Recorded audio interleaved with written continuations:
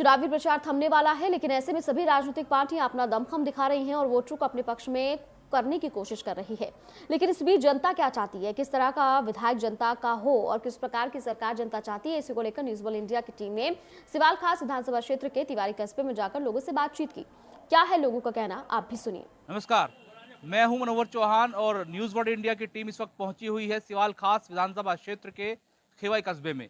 ये काफी बड़ा कस्बा है और यहाँ का वोट जिस भी प्रत्याशी को पड़ेगा वो प्लस में जाएगा, क्योंकि काफी बड़ी संख्या में यहाँ वोटर हैं। ऐसे में बहुजन समाज पार्टी से नन्हे प्रधान ताल ठोक रहे हैं, तो वहीं गठबंधन से गुलाम मोहम्मद, जो कि पूर्व एमएलए भी हैं, वो ताल ठोक रहे हैं। कल गुलाम मोहम्मद ने यहाँ प्रोग्राम किया, हालांकि मुकदमा भी हुआ, लेकिन अब यहाँ हमारी टीम पहुंची हुई है।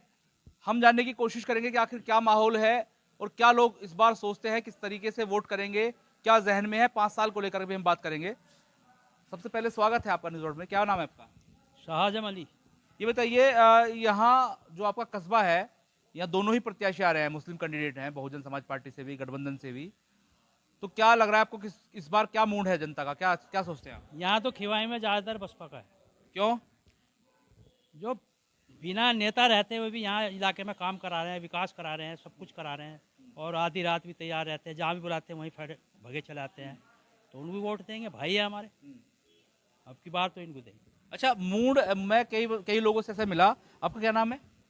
हाजी शमशेर अली। शमशेर जी, क्या लगता है आपको, दोनों ही कैंडिडेट मुस्लिम हैं, सपा से भी और बसपा से भी, तो क्या लगता है आपको दोनों में कहीं ऐसा तो नहीं होगा आधी आधी वोट पड़ जाएंगे, क्लैश होगा? और 2017 में नदीम चौहान और गुलाम मोहम्मद दोनों हार गए थे, ऐसा तो नहीं होगा इस बार?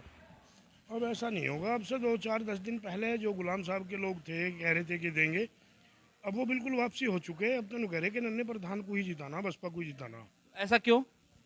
बस ये लोगों की ये शिकायत मिली कि गुलाम साहब पहुंच नहीं पाते और पार्टीबाजी कराई उन्होंने गाँवों में। तो जिन गाँवों में पार्टीबाजी कराई वो लोग नाराज हैं। तो नेताओं पर ये आरोप लगते हैं कि पार्टीबाजी करा दी, तो नन्हे प्रधान क्या ये अगर विधायक बन जाएंगे, आपको लगता है ऐसा नहीं होगा? अभी तक की ज़िंदगी में ये आदमी किसी पार्टी में भी नहीं था, मतलब नेता नहीं था, लेकिन सभी लोगों के काम आता था। रात को आधी रात बुलाओ, पिछली रात बुलाओ, भगा चलाता था, खिवाई के, हर्रे के, पांचली के, इन सब लोगों के काम में आता था। तो ये अभी तक समाज सेवी रहा है, इसलिए ये अंदाज़ा है कि ये आदमी नहीं रहेगा पार्टी वाला। तो मैं एक चीज़ और बता दूं, यहाँ चूंकि इस विधानसभा जहाँ पर मौजूद है, यहाँ 1,15,000 लगभग मुस्लिम वोटर है, जबकि दलित वोटों की अगर बात कर ली जाए तो यहाँ 42,000 के करीब दलित वोट है। तो ऐसे में क्या लगता है आपको, जो बहुजन समाज पार्टी का कॉम्बिनेशन है, दलित प्लस मुस्लिम, चूंकि दलितों की पार्टी कही जाती है और मुस्लिम कैंडिडेट को उतारना, तो कहीं ना कहीं जीत का ये मंत्र हो सकता है? जी बेशक हो सकता है, क्योंकि जो ये बीएसपी पार्टी है ये सर्व समाज को साथ लेकर चलती है। ये ध्रुवीकरण की और तुष्टिकरण की कोई राजनीति नहीं करती। ये सभी समाज को साथ लेकर चलती है। अच्छा, नहीं ये देखा जा रहा है। अच्छा, आप मुझे बताइए, क्योंकि यहाँ गुलाम मोहम्मद जो लगातार घूमते रहे, उनकी छवि भी लोग अच्छी बताते हैं, नन्हे प्रधान की अच्छी बताते हैं। क्या आपको नहीं लगता कि दोनों ही पार्टियों ने दुविधा में डाल दिया वोटर को कि कहाँ जाएं? नहीं, अब तो इस बार जो है पूर्व प्रत्याशी नन्हे प्रधान की तरफ दाजा। अच्छा, नन्हे प्रधान, मैंने कई लोगों से बात की, ऐसा क्यों है? नन्हे प्रधान बहुजन समाज पार्टी पे आखिर लोग क्यों जाएंगे? सरकार बन जाएगी किस तरीके से? ये अब तक किसी राजनीति में नहीं आए थे, अब राजनीति में आए तो जनता इनसे जुड़ रही है, जनता इनसे जुड़ रही है इस वजह से। और ये जनता का काम भी करते हैं बगैर इलेक्शन के भी, बगैर नेता होने के बाद भी गरीबों के साथ देते हैं और छूत अछूत के अच्छा, लिए।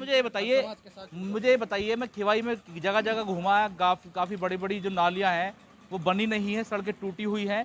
तो पिछले 5 साल में क्या क्या काम यहाँ हुए, विधायक देखे गए नहीं देखे गए?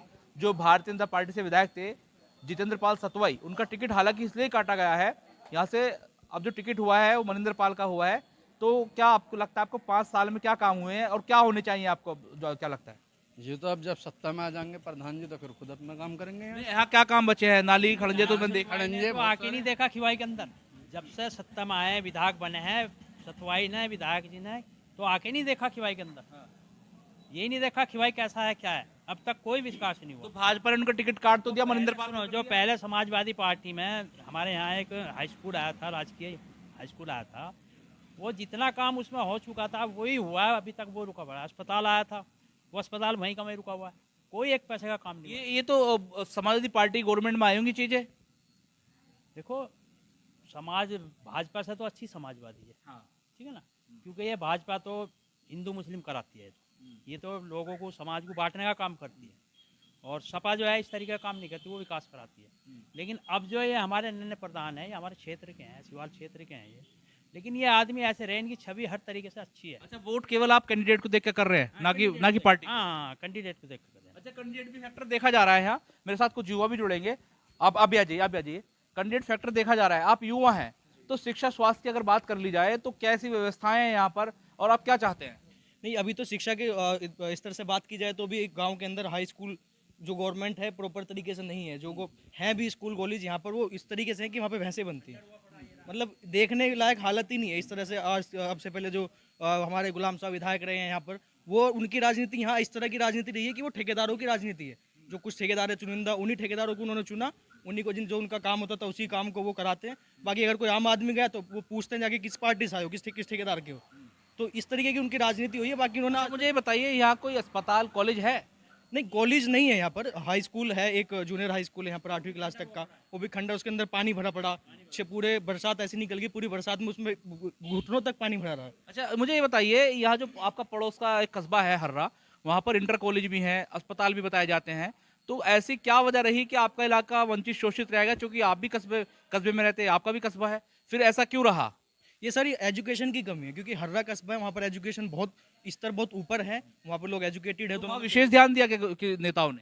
नहीं, नेता ध्यान तब देते हैं जब एक एजुकेशन को बढ़ावा मिलेगा। अगर कोई इंसान एजुकेटेड है तो अपनी बात मनवाने की हिम्मत रखता है। तो उसी तरीके से वहाँ कॉलेज आए, स्कूल आए हैं, तो वहाँ लोग बढ़ रहे हैं, एजुकेशन प्राप्त कर रहे हैं, तो उसी हिसाब से वो उनका माहौल चेंज होता जा रहा है। तो आप अगर मान लो, ये बताइए, आप क्या चाहते हैं सरकार से और विधायक से, क्या चाहते हैं? आपके क्षेत्र में क्या होना चाहिए?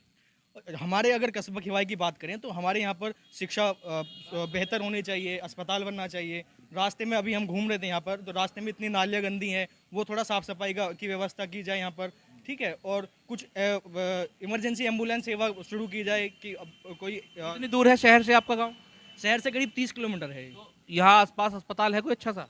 नहीं, अच्छा अस्पताल नहीं है। मतलब कोई अगर एक दिक्कत हो जाए तो कहाँ जाएंगे? दिक्कत हो जाए तो मेरठ जाना पड़ता है, एक डेढ़ घंटा ट्रैवल करके तब जाना पड़ता है। आप क्या करते हैं? मैं फिलहाल जॉब कर रहा हूँ, मैं दिल्ली में जॉब करता हूँ, ठीक है। जामिया मिल्लिया इस्लामिया से मैंने एजुकेशन हासिल की। अब पढ़े लिखे लग रहे हैं मुझे यहाँ पर, तो क्या लगता है दिल्ली में और इसमें यूपी में कितना अंतर है? वहाँ केजरीवाल सरकार काम कर रही है, तो आपको क्या लगता है केजरीवाल के मुकाबले यहाँ की सरकार उतना काम नहीं कर रही? नहीं, केजरीवाल एक तरीके से देखा जाए तो केजरीवाल बहुत ईमानदारी के साथ में काम कर रहा है।